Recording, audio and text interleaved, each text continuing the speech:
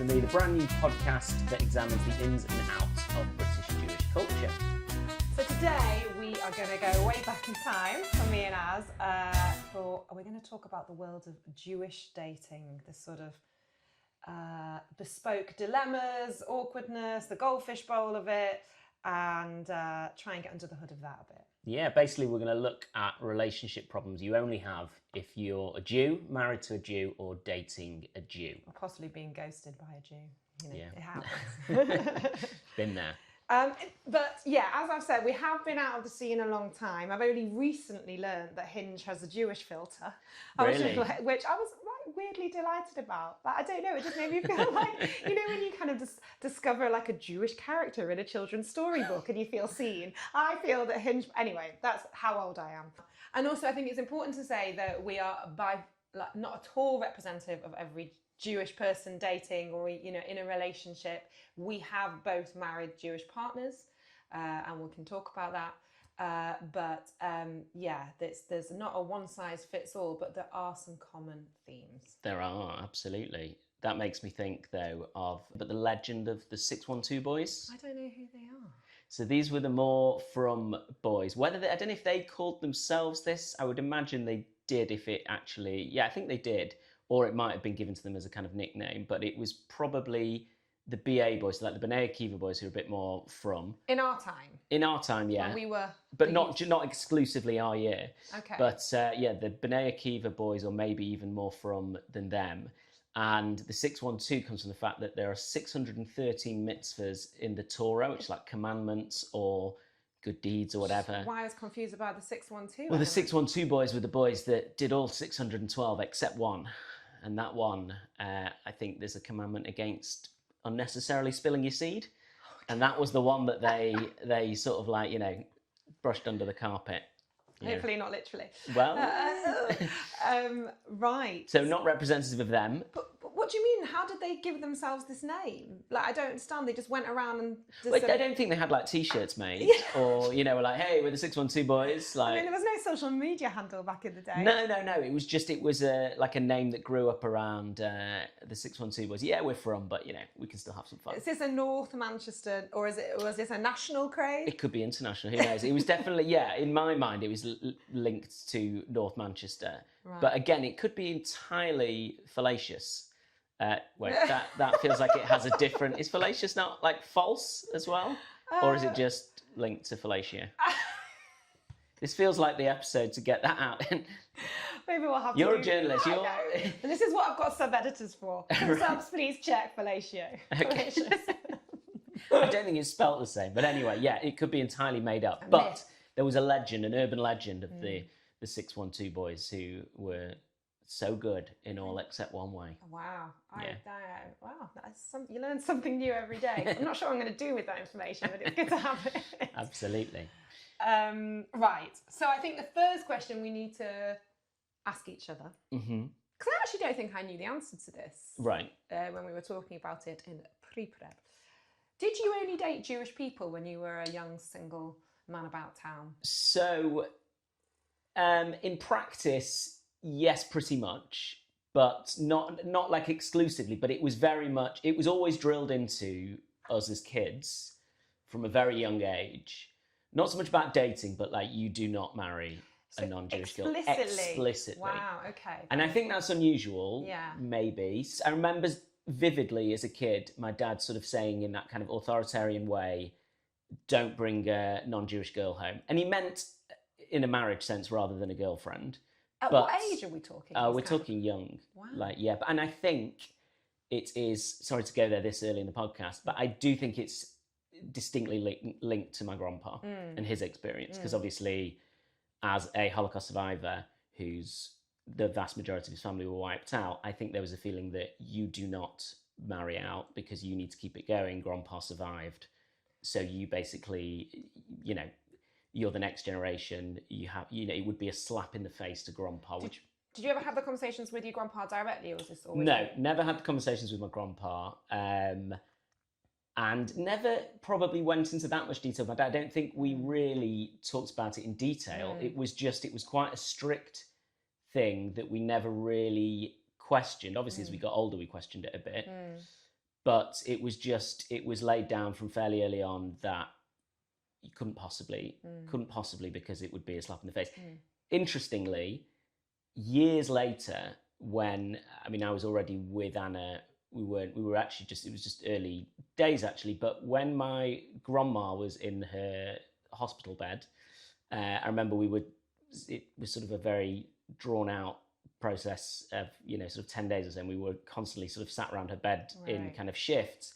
And I remember my grandpa and my dad were there and I was there, and my dad and my grandpa were talking because a friend of my dad's, whose parents were also survivors but had long since passed away, had asked him to ask my grandpa to talk to. This is getting quite confusing. We might need an infographic. So a friend of my dad's had asked my dad to ask my grandpa to speak to his son, who was dating a non-Jewish girl. And like in my head, I was like, that's really laying it on thick kind of thing. But interestingly, my dad and my grandpa were talking about it, and my grandpa was saying, I don't think it's a good idea.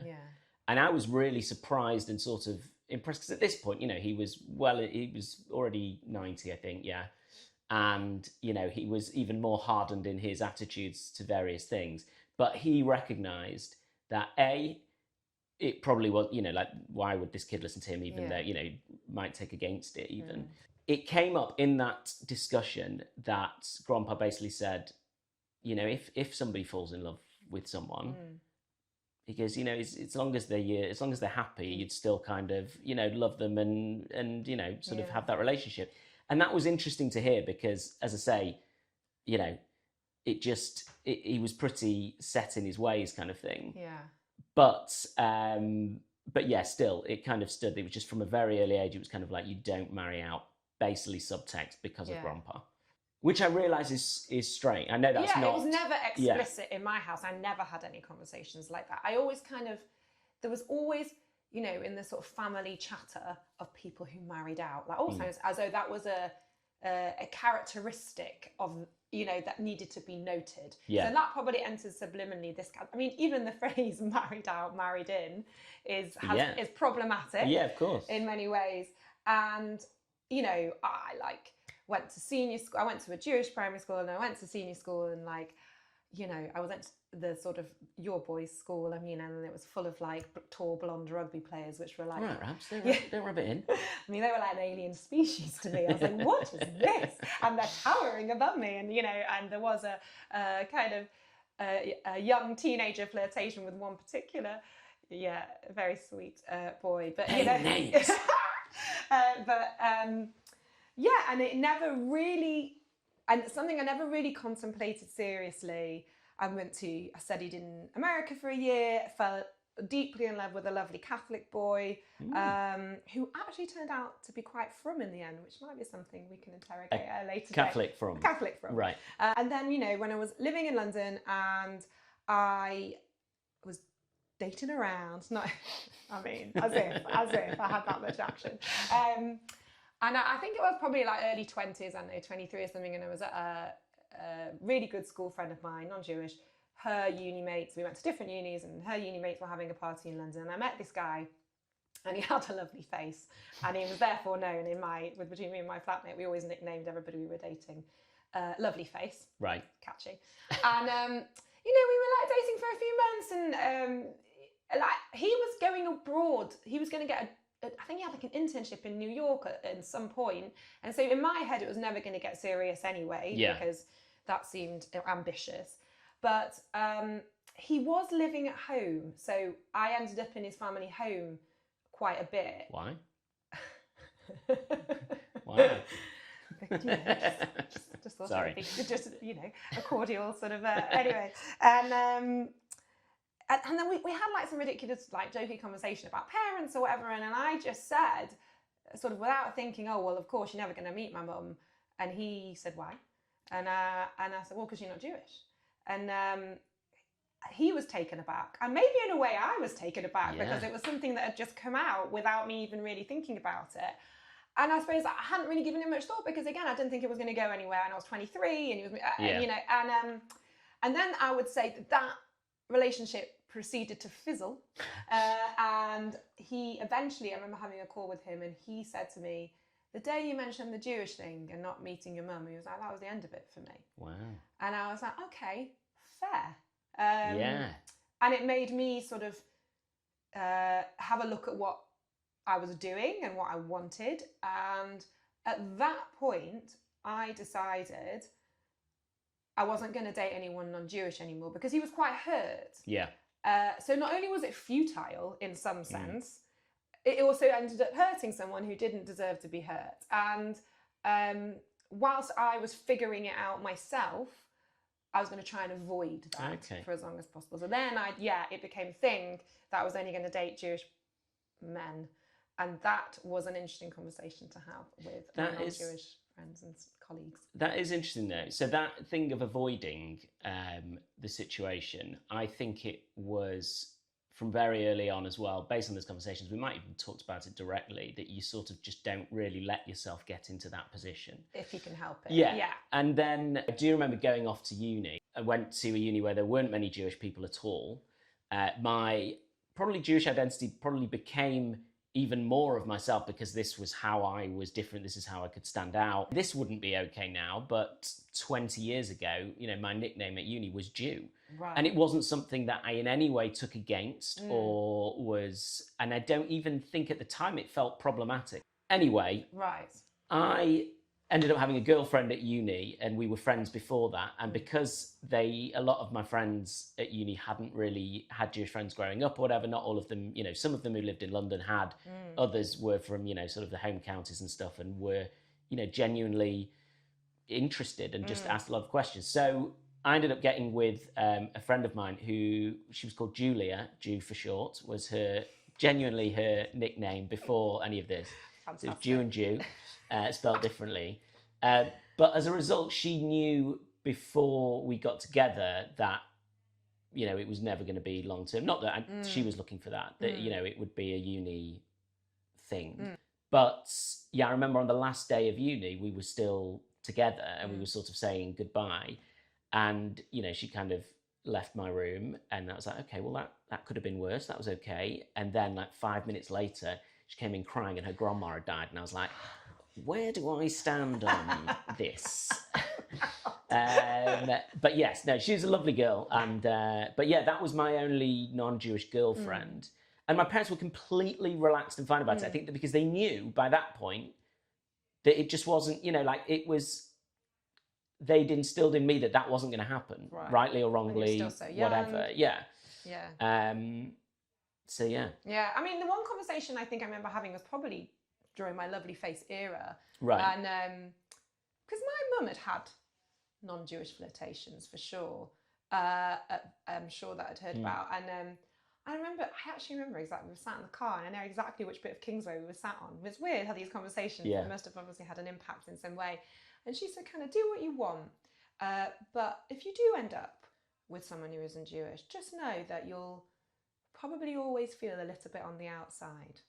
Wow. Which was harsh, but possibly true. I think in terms of, it's such a strange one. In our community, obviously, there's so many different communities across the country. I think things have changed, undoubtedly. And this is 20 years ago. Yeah, and I think you've got to think that our parents' generation, in many, like mine directly, there was an existential threat to Judaism kind of thing. So that it's not surprising that a lot of our parents maybe felt more strongly about it, maybe were more insular. And I think still lots of people, even who haven't been brought up particularly Jewish, still feel quite strongly about it. I know there's lots of cases you hear of like parents, friends, kids who are dating someone non-Jewish and the parents are worried about it. And sometimes you sort of think, oh, well, but you've not brought them up really closely. But not that Jewish identity is obviously something very different for lots of different people. But at the same time, I think the world has opened up and people do meet more people. Lots of our friends have married out and are still, obviously, nothing's changed. No. They're still very much part of our lives and they still have their sense of Jewish identity. It's just, I think it's interesting though, because it's not, I don't think we should necessarily get onto this now, but it's like, well, how would you feel if our kids did? And that's a whole different ballgame. But I think a lot of answers to those questions will have differed from our generation to our parents' generation. Like if you'd asked our parents' generation when they were younger how they might have felt, if they had a gay child or whatever, that would have been a radically different answer to what we might say now. So it's a difficult thing to explain to people who aren't Jewish, because definitely at best it sounds silly, restrictive, nonsensical, especially for someone like me who does haphazardly practice Judaism in its religiosity. And at worst, it sounds racist, and exclusive. And what do you think, you're better than us? I mean, I remember trying to have this conversation with a friend of mine from Stoke. Admittedly, it was in a club quite late after a few drinks, which I would recommend is not a good time. And he was going mad, and he was like, "What? That's like saying I should only marry people from Stoke." And I was like, "It's not, but I don't really know how to explain that to you. I think I threw in the Holocaust," which again, you just don't do after a few G&Ts. And it didn't, we hugged it out, I think, at the end. But I did write about this in the national press. I mean, this was also a sign of the times, something I probably wouldn't do today. And it is behind a paywall. So I think about the confidence I had in writing that in a sort of national broadsheet, and I find these conversations more difficult now. So interesting. I used to do the same thing, whereby I would almost, especially at uni when I was getting, literally, I remember being sat in the sort of dining hall, having questions fired at me about being just genuinely just interested things. And one of them would be, "Oh, well, so would you only marry someone who is Jewish?" And I used to sort of deflect by kind of saying like, "Yeah, this sounds awful and racist, but and it's kind of hard to explain, And the next question would be like, "What, you can't even have chicken?" I was like, "Yeah, no, not chicken either." But then you'd be you'd sort of be firing between the two. But also what you said about, "Oh, that's like saying, oh, I can only marry someone from Stoke." Again, that's a generational thing, because obviously, 2-3 generations back, our grandparents, great-grandparents would only really have married someone from within their village, because you didn't travel for their village. So it's probably only something, it's definitely not only something, but in a broader sense, it's only been open to people for the last few generations as an option, really, unless you were someone who particularly rebelled or left town or, whatever. Like the Sister and Fiddler on the Roof. Indeed. So I think I played once. I think I was your father. To take it in a more, this has been more sort of serious already, but do you think that sort of exclusivity breeds anti-Semitism? Yeah, of course it does. Because I think also, I feel anti-Semitism a lot of the time is founded on a misunderstanding of, all racism and prejudice is literally, you don't have the information and you make an assessment based on very little information. And I think it's one of the hardest things to explain. It's one of the hardest things to say, because, I pass as a regular British woman, and I've obviously got very close non-Jewish friends in my life. And then I kind of do this sort of, about turn on them to be like, well, I couldn't possibly marry one of you. And especially at that, that age, I always, I did meet my husband when I was 28. Had I still been single at 38, maybe my mindset would be different. And I can't, who knows what path I would have gone down. But at that point, it's just, being Jewish is so, I think this obviously goes to the what is Jewish identity, what is being Jewish. It's just such an innate part of me in so many ways. And I actually think, it's something perhaps, post October 7th, I've really been looking at, what is my Jewish identity? Why does it mean so much to me? And it means so much to me, even if I don't keep kosher, even if I do drive on Shabbos. But I am so Jewish in so many other ways. And I just kind of actually thought, and this is what I wrote about in that piece, is that it's actually a part of my soul, not to get too, deep and meaningful on you. And I just thought, well, if I'm looking for a soulmate, I might as well start there. And obviously, it's not the only prerequisite for my life partner. It wasn't. And actually, my husband is even less Jewish than me in a lot of ways. But I do believe there was this kind of intrinsic common ground between us. And also, he was also a Jew from literally like 20 minutes away. Maybe a Jew from a different country. I would not have the same, connection. And that's just a sort of community thing, which could be, it could apply to any other community. But it's such an innate part of me that isn't explicit to people who aren't Jewish. And so I have to try and explain that. And I think it's a difficult thing to access. And I think what they hear, and I understand it, is non-Jews are not good enough for you. So we both, restricted ourselves generally to Jewish people. That's, I remember you saying when we were general, that's limiting. There's not a lot of us. Talking to colleagues at the time, a different newspaper, and trying to explain it. And I think how many years ago is this? I don't know, 15 years ago. It was actually Robert Crampton, the columnist, right. And he did the maths of like who I had to, like what pool I was fishing from. It's not maths you want to hear. I know, it's very Robert Crampton in his he's like, right, so talking about Jews, men, single, certain age group, and I think he tried to figure it out. I think he got to like, you are fishing for like 0.02 something of the population. That's who you've got to date from. And that was, a lot of my non-Jewish friends would be like, you are just closing yourself off. Yeah. Like, what a limited pool. And I'd be like, yeah. And then why the hell have you not met anyone? Because you don't have these boundaries. You could walk into any pub.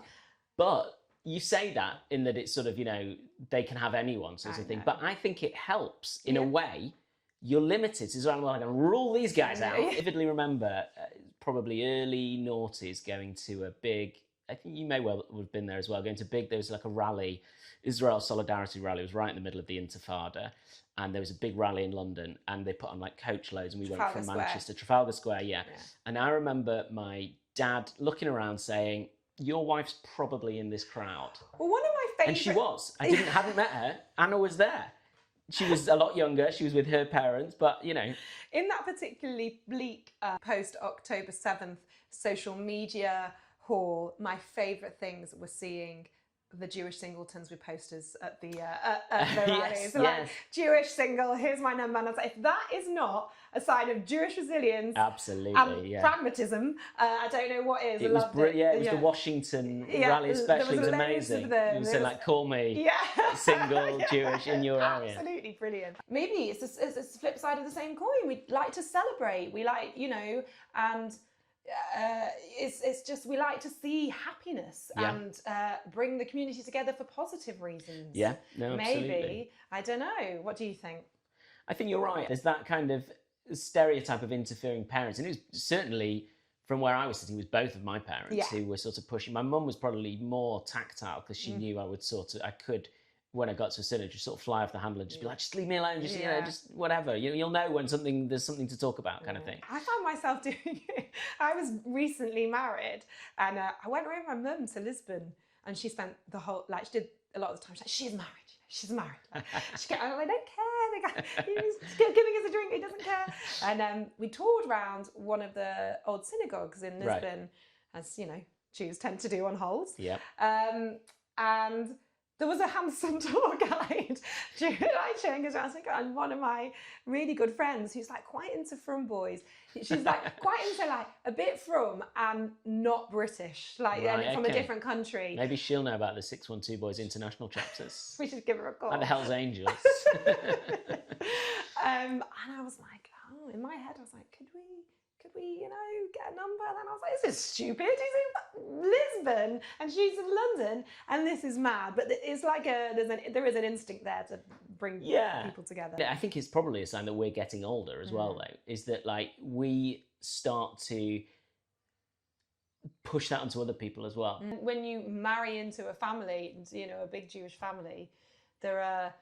it can be chaotic, and it's like, will they be able to put up with this Meshuggah family is a question that we ask very early on, because it's probably a good idea to get that sorted. Absolutely. I think there's always a thing in meeting the family as well, of bringing people to meet the family. I think I remember there was always a thing of, so we used to go to my grandma and grandpa's every Shabbos afternoon, and my other grandma and grandpa would come too, and it was really lovely. And I remember most of my cousins bringing their other significant others to come and meet, and it's a big deal. Yeah. But I knew I was in safe hands with Anna because she was from a more religious family. Right. Anna was a Yavnega, which was like a much more religious school. They're kind of modern Orthodox, but they are, kind of Shem Shabbat, etc. I was like, Grandpa, you're going to be the favourite straight away. It's like, I'm the only one who's punching that way. You're sort of going slightly more religious in that sense. And like Grandpa, like the sun shone out of her ass. I mean, it was the same with all the others as well. Like, I mean, Dee, my brother's wife, was a pharmacist, so that was great because by the time she came into their life, they're in their 80s, they had a lot of pills. And, you know, she could just... She got used so much to sort of be like, my grandpa would just sort of take her aside and talk to her about pills. But with Annie, it was just like, this was fantastic. I mean, like, you know, sort of...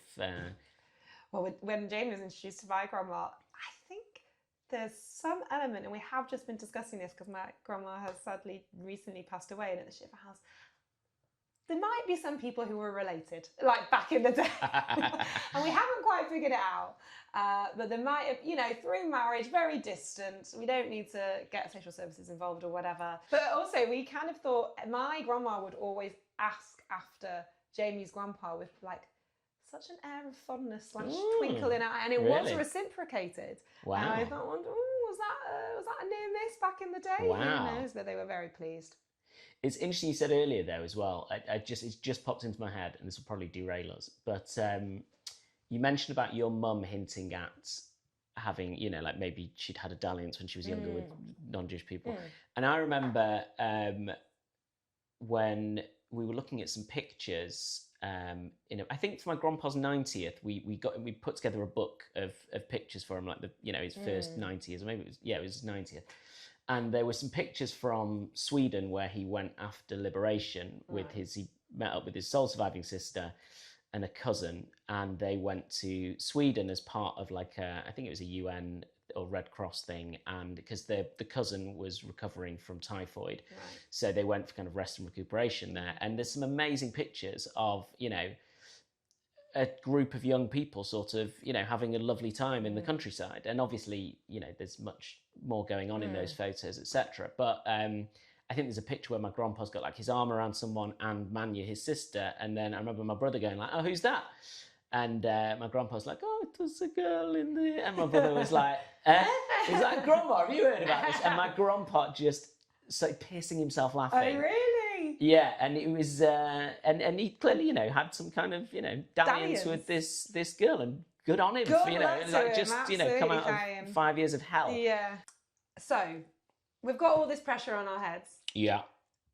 How do you meet a Jew? Where'd you start? I like to go into the sewers and just walk around, because that's where we all meet. And, you know, so you just walk around long enough, you'll bump into someone you like. You gotta laugh. That's what this is for. I was kind of desperate to like meet a Jewish guy who wasn't like everybody knew. Like, and you know, I wanted this kind of slightly peripheral. I wanted some sort of unicorn, I think, a Jewish unicorn. And I could talk about what kind of characteristics they might have. But so one of my favourite sources of blind dates were my non-Jewish friend's one Jewish friend. Ooh. The other Jewish. Okay. You know, like, as in, I've got a Jewish friend, I'll take it. I think a lot of gay people have this as well, whereby their straight friends go like, "Oh, I know someone gay," and then you're just like, "What, you think we're just going to like each other?" And I think Susie Ruffle has heterosexual, like, but then here we are, like, saying that's who we were looking for. And I do remember a colleague of mine, also an ex-colleague of mine at a different publication, she had one Jewish friend. He sounded, I was like, "Let's do it. Let's set me up." And he was a lovely, lovely guy. But just Nisht for me. Like, I was quite good at kind of like figuring that out within the first 5 minutes, but it was also nice. And also I can talk to a lamppost. So, and also 5 minutes, that then puts a lot of pressure on the rest of the night. No, but I mean, I could figure out like, is this going to, I don't know. I just used to be like, is this got potential? No, but I was still not going to like, you know, run away when you go to the loo or whatever. Because that's just not being a nice person as far as I was concerned. But also when I used to date, because of, you know, me, I would always get hungry. Like, I couldn't just do like a drink after work. Like, I have to eat something, because then I would run out of steam. Like, I would stop forming sentences because I need to eat. So I'm trying to think. I have experience like that, specifically because we're always eating when we are talking generally, apart from this environment. Right. Yeah. I'm getting a bit hungry now, I'm not going to lie. I can get you some cake. We might break for a snack. And I remember saying to this guy, should we get something to eat? You know, because he was nice enough. He was a really nice guy. And this was in a pre-iPhone, pre-smartphone day. and pre-Apple Wallet day, and I'd left my purse in the office. Of course you had done. So when it came to paying the bill, I could not split it. Well, I was fully intended to split it. You know, I had no interest in seeing this guy again, and I just wasn't going to take the piss. And I was mortified. Like, I just couldn't. And he was like, and you know, I didn't want to be like, oh, well, next time I'll get it, because I didn't want there to be a next time. And I remembered during the conversation, this is where you come in, Az. I'm not sure if you remember this, that he was a real fan of Never Mind the Buzzcocks. And One of the few. And you were producing it at the time. So I called you. Oh, wait, I must have had a phone. So maybe there was no Apple Wallet on the phone. What, from the table you I called called you me? at the table. I put you no on the spot. recollection of this, And wow. I was like, I'm going to get you tickets for Buzzcocks. I'm going to sort this out for you, because I felt so awful about this. Don't want to see you again. Yeah, and you paid for my dinner, but I'm going to sort you out. And I called, and you were like, eh? Like, I was like, just this guy, this really nice guy called, I don't know what his name was, and he really likes Buzzcocks, and can he get a couple of tickets to come or whatever? And I don't know, I can't remember what happened. Did I hook you up? Possibly, because you're also a nice guy, but you might have been slightly confused. Probably, and maybe but he yeah, was as hey, well. I'm glad that Never Mind the Buzzcocks could mend a broken heart. Yeah, well, I don't think I broke his heart. I just probably was like, he was probably like, Broke who's his this wallet. chick? I don't think I was looking for a sort of unicorn in the sense of someone that didn't fit the mold. I mean, again, as I've said, peaked early, and as a result, there was a lot of quiet time. And I was really bad at, not at dating. I think dating I was fine once I was on a date. Imagine. Really bad at asking girls out or initiating in any kind of thing. So what I'm trying to think. Like, would you go to Judo's and try and meet? Yeah, but that was kind of, Judo's were the other sort of way. I didn't really, I think, there would have been times I got set up, but I think like a blind date didn't really exist by then, because I think social media was on the scene. So you could always sort of like look people up. Obviously, you could only find out their, relationship status, where they'd been born, their birthday and various other bits. But you could sort of say, okay, yeah, I might want to go on a date with them. But yeah, Judo's was another one where just the pressure of Judo's was horrendous. Just for anybody who doesn't know what a Judo is or was, do they exist anymore? I don't know. They were essentially like charity functions. Yeah. But that was a sort of ruse. It was not a meeting of the elders of Zion, but it was like a Jewish meat market. It was kind of it was usually fundraising. So if it might have been like festival related. So, one of the big charities would run a Purim party or something. But at the same time, like if you went to particularly Jewish university, every Thursday night out would be a Judo, really, because all the Jews would generally go to the same place. That was an unofficial. Yeah, and there would be like a corner of the club that was basically your childhood. Point Tele Simon or no? It's not like a minion situation, no. but. We did have J-Date. We were in. It existed, yeah. That came later, though. I think obviously it existed beforehand, but in terms of joining it, I think that only really happened when we were like, clock's ticking here. We need to, let's get serious.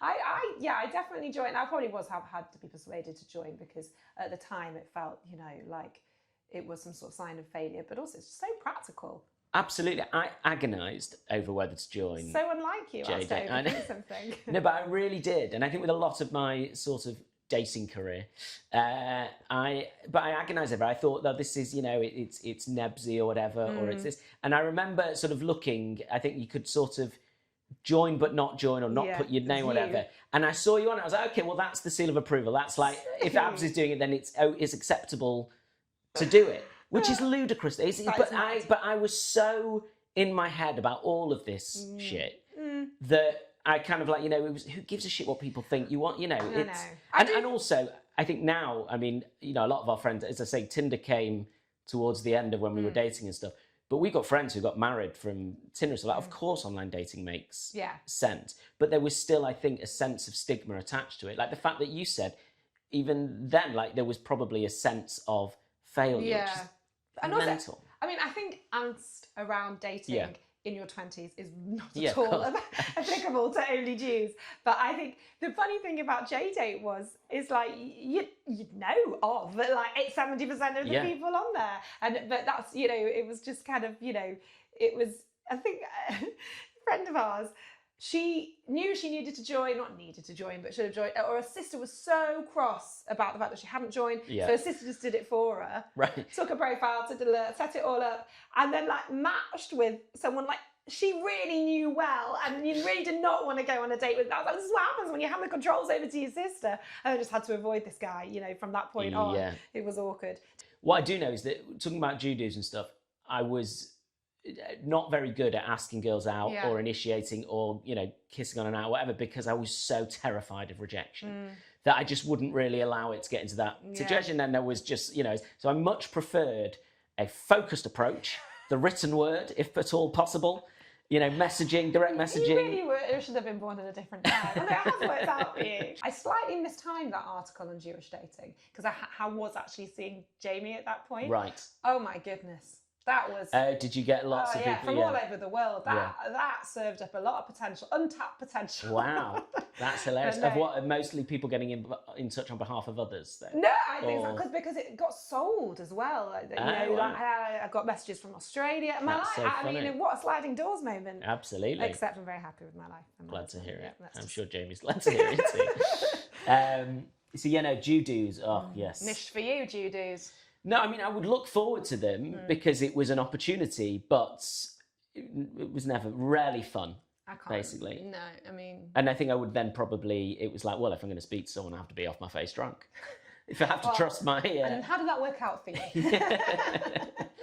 Should we talk about that for a minute? But yeah, I think, you know, you would get drunk to loosen up, to talk to people, to be, you know, but it's I just wonder if they happen anymore because, well, isn't this, you know, is the post-app lethargy now, or like I think a lot of people are trying to meet in person again. That kind of went off the boil for a long time, from what the youth tell me.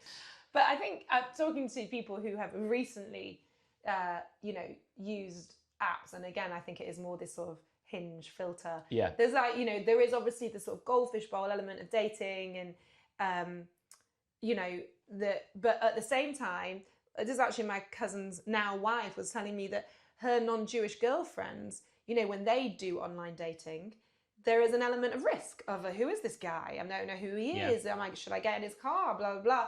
That risk is somewhat mitigated when it comes from within a shtetl. And I think that, you know, that's a plus side. Jews have never done wrong. No, so, well, there is that element. No, but I mean, at least it's very easy to background check these people. Yes. I think, within a few texts or whatever. Yeah. But the flip side of that is that, you know, my cousin, the guy saying who's got a lot of single friends, was like, they are reticent to take blind dates or be whatever because of the sort of close-knit nature of the community.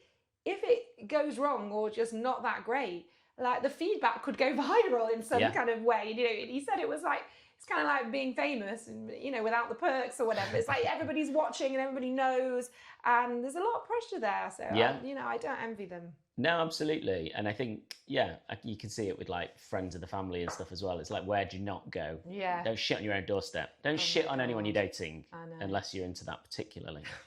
It's a niche corner of the internet. Oh, God. Oh, so... Do you need a snack? So maybe I'm getting hungry. Let's talk about how we finally met our ones. Yes. Okay. Well, because how did you meet? You must have known Jamie. I did know of Jamie. It is a bit sort of boy next door. I knew of Jamie. He was friendly with my brother. Not like close mates. I think they only got like friendly in sixth form, you know. And then, obviously, I mean, not obviously, I was living in London, and my brother was probably living in America by then. And we were both... Oh, no, it was my brother's 30th. I was saying we're both going to a party, our brother and I, but it was actually his own party. My brother's 30th, and he said... And I was really not feeling it. I think I had a deadline, which is that I needed to, you know, and so not to do with dating, a writing deadline. As far as my Shirley was concerned. And he said, "Oh, we're going to get a cab with so and so and so and so and Jamie Lyons," and I was like, oh, "Jamie Lyons." He was pricked up. Yeah, and I think I might have done my hair. And at that point, I might have done my hair. Right. And then we met at this bar, and we did speak the whole night. And I'm texting my best friend saying, I'm just chatting to Jamie Lyons. He has a very nice smile. That's all I said. Right. To which she said, don't you dare move back to Manchester. So another example of us going a million miles an hour. And I was like, don't be so ridiculous. I just said, he has a nice smile. And however many years later, Sophie is kind of all-knowing in a lot of ways. And it did yeah, it did kind of progress from there via a few, obviously, awkward interactions, awkward mainly on myself. But I basically asked him out because I was like, fuck it, like, life's too short. Quite right. And I was, yeah, and we ended up getting a cab home together, not to the same place. I was staying at my mum's and with my brother. Like, could not be, you know, never would there have been a less fertile ground for anything happening. And I said, fuck it, I'm going to ask him out. And then I realised, he said kind of, yeah, I said, basically, the next time you're in London, would you like to grab a drink? And he said, yeah, that sounds nice. And then I like freaked out because, again, prone to the bout of anxiety. I was like, well, I trapped him in a taxi. Of course he's going to say yes. Like, he can't say no. I said, you don't have to say yes. This actually kind of tumbled out of my mouth. Excellent. You know, I just don't want you to feel anyway. Turns out he was into it. Big time. And how about you? Well, you were involved in my courting of Anna as... It's very sweet in your wedding speech that you sort of accredited me, but I would probably edit that to say you were together in spite of me. Well, I remember, again, I think I was dating quite a lot at the time. Oh, it was not a quiet period. Not in a way of like, I think I went through periods of not dating at all, which were probably depression. And then also I would go, I'd pull myself together and go like, okay, right, let's take this a bit more seriously. And had been on a few dates and with different people, and they were all sort of fine, but nothing, kind of that exciting. And then I remember I was working in town, and you were putting on an event with the Fed, which is kind of like the Manchester social healthcare charity. It's kind of like safety net for the community kind of thing. It was at St Pancras Hotel in one of the penthouse suites there. It was Lord somebody or others. And he was a very generous donor to the Fed. I think he'd been, he was sort of Mancunian, and he, overseen building the hotel or whatever. So it was a very swanky event. He put on all sorts of, like canapes and stuff. And I turned up with Dave Fink, friend of the pod. Dave Fink, one of the loudest Jews in the Northern Hemisphere. And we turned up, and I remember someone working there saying, again, that very sort of busybody thing, and she's lovely. I can't remember her name, but she was sort of like, oh, and there's you'll come through here and you do this, and then you go to the top of the stairs, and there's a very lovely girl there very pretty girl there who will take your coat. And that had sort of, I think, everyone hadn't, like gone, I wasn't like salivating at the thought of a pretty girl, but it was just sort of like, it struck. So, and as we, there was this big staircase there and this very pretty girl at the top. And I just sort of straight away thought, oh, she must be married kind of thing. I was like, I thought, oh, she was quite tall as well. She was wearing heels, which is something that I often, not due to my demand, but she no longer wears heels. She gives the appearance of being taller than she is. She's quite tall. Which is the same height as me, but she looks taller. All right. That sounds like I sound like a mental person. We'll get into that. Add it to the notes. Yeah. And then did you strike up a conversation with her? I remember probably trying to make some kind of impression in handing over a coat, but there's not loads that you can do. And I think Finky was more like, oh, you must be the bird she was talking about. He's like so loud. I was like, oh God, Dave's going to end up getting with her if she's not single, whatever, Yeah. And yes, it made no impression whatsoever, but was like, oh, she's very pretty, maybe I'll ask about it. I think, though, this was the flaw of the plan, was that I was, I think, on some kind of antibiotic. So obviously I couldn't drink, and obviously I couldn't speak to anyone if I couldn't drink. Right, yes. And it was a very friendly crowd. Like, we knew everyone there, basically. That little description of that scene is possibly one of the most Jewish amendments I've seen. Obviously I'm on antibiotic, and obviously I couldn't drink. So, well, I did. There was a thing there of like, well, I can't speak to people I don't know if I'm not drinking. It's like, it was, it's... So... it was left at that point. Well, yeah, so I remember, though, constantly kind of looking over during the event. It was very, like kind of civilised event, just kind of... A couple of speeches. And then, some canapes and drinking, and mostly just sort of mingling. And I kept sort of looking over, and I saw that she was chatting a lot to your cousin, David Hadari, friend of the show. And I was like, oh, that's interesting. And I knew that... obviously he was your cousin. So I was like, okay, can you... So I think I said to you maybe on the way back, or... And then we were driving to Manchester or something. No, you sent me a text being like, Anna Pierce, as she was known, Yeah. I can't remember how I got her name. You said, "Can you find? She's friendly with your cousin. Can you find out if she's single?" That's all you asked of me. Yes. However, because I am one for expediency, and I just thought it's a natural thing that Arron was interested in Anna. Ergo, he might want her number, right? Right. So that's what I text or call David. I said, Anna, like, and it actually turned out it was his then girlfriend's best friend. Yeah. Is she single? Aaron's interested, can I have a number, right? And then he replied saying, yes, she is single. This is her number. And then I think he followed up with, just FYI, her last boyfriend was like 6'3" and blonde. David, you're out of order, David. What are you saying? To which I replied, don't worry. And he said, also, she's from. And I said, oh, he'll be into that. And I said, that is tick, tick, tick. And I not think the blonde, tall boyfriend bit. No, not that bit. To which I then replied, it was all over text because I replied something like, don't worry, if she's not interested, I'll just tell Azzy she's not single. Right? So like say... Oh, so you had like a deceptive backup line. No, it was like, I can't remember. Anyway, I was then driving you back to Manchester one eve. And I said, oh, she's single, by the way, I'm getting a number. And you were furious with me. What do you mean you got a number? I said, what do you mean? What do you mean you didn't want a number? Sorry, have I misunderstood? And no, I just wanted to find out she was single so I could just like casually DM. I was like, come on, grow up. And then you took my phone and you read all these texts. And I was like, there's a thing about... it came from a good place. But also, that was absolutely the right thing to do. But it just shows how in my head... and like neurotic and pressured it all was, because I was sort of like, no, I've got a plan. I found out if she's single. If she's single, I message her, something very witty, she'll fall in love with me and we'll live happily ever after. But you ruined that by asking for her number. And what a schmuck. No, but you really hadn't. Like, that was on me. And but yeah, I remember you saying, like, I was like, what's this about? I know, you're her being more religious. I might be into that. No, when I was driving, there was nothing I could do. I was like, oh shit, he's got my phone. I can do nothing here. Anyway, it all worked out for the best. It did. And yeah. So I did thank you, because that was, it was. I know, it was kind. But I threw you off plan. But thinking about it now, it's like, Jesus Christ. Like, when you think about Jewish dating now, it's like, I don't wish it on anyone. No, it's exhausting. Not just like dating, and this must be the same across all boundaries of, race, religion. It's hard. It's not. It's angst ridden. And maybe this is something we can get in a future episode when we talk about Jewish marriage. But I suppose, like, just sort of going back as to why we put ourselves through it, why. And again, not everyone, far from everyone. Lots of people, are absolutely fine with not marrying someone Jewish. And I think relationships are difficult. You are negotiating,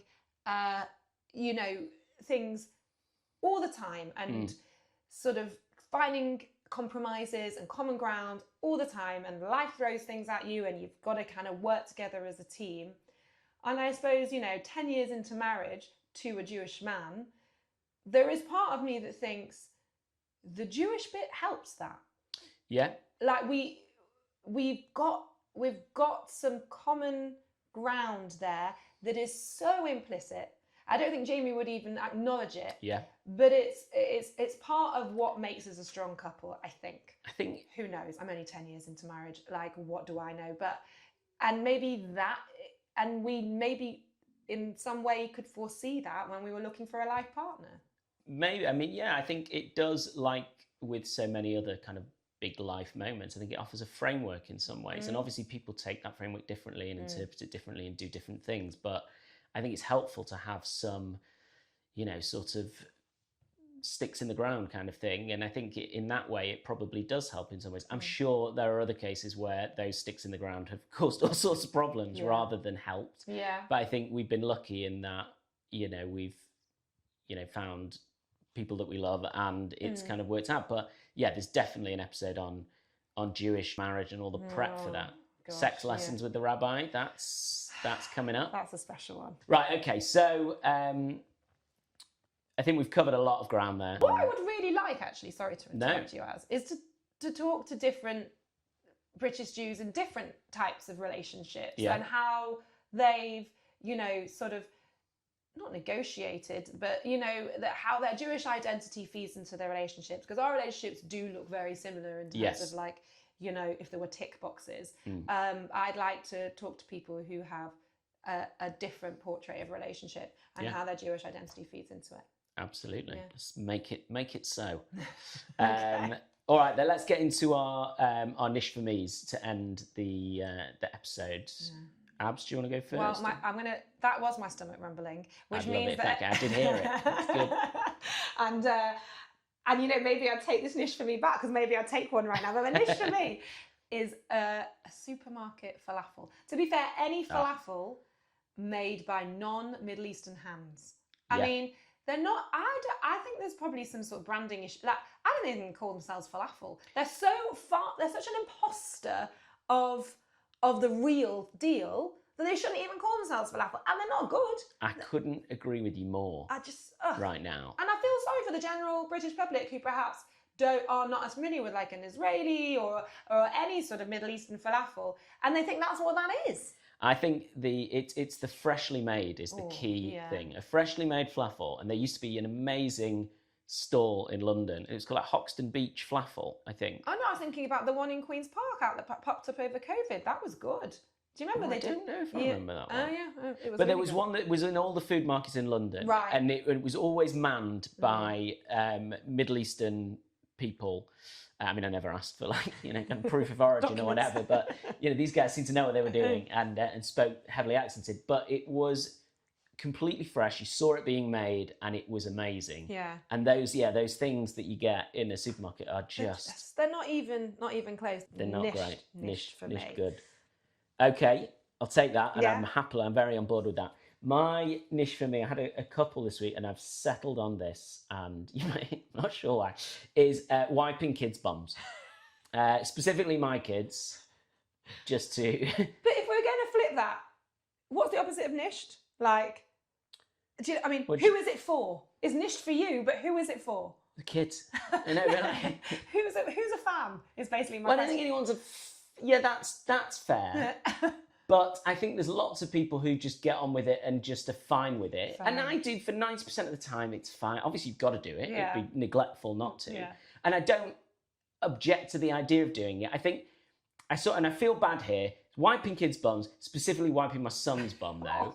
And I love him to bits. No, but it's just because I think boys are so grubby. And boys' toilet habits, and I've talked to other people with kids this age, and boy, it's like when you take them to a toilet, you know, like a public toilet or whatever, like in a service station, you're like, don't touch anything. And it's just like, My kids the same. But, yeah. So, no, I think the thing is it's just that thing of, there was a period recently where, not so recently, because Nat has actually got to that point where, you know, he can, you know, is a varying success rate, but he wipes his own bum. And it was my proudest achievement for quite a while now. But he's got that thing where he's tapped into my neuroses about being late and stuff. So, like, he'll often, you know, go for a poo as you're about to leave the house. That's not, you know, unique to him, I know.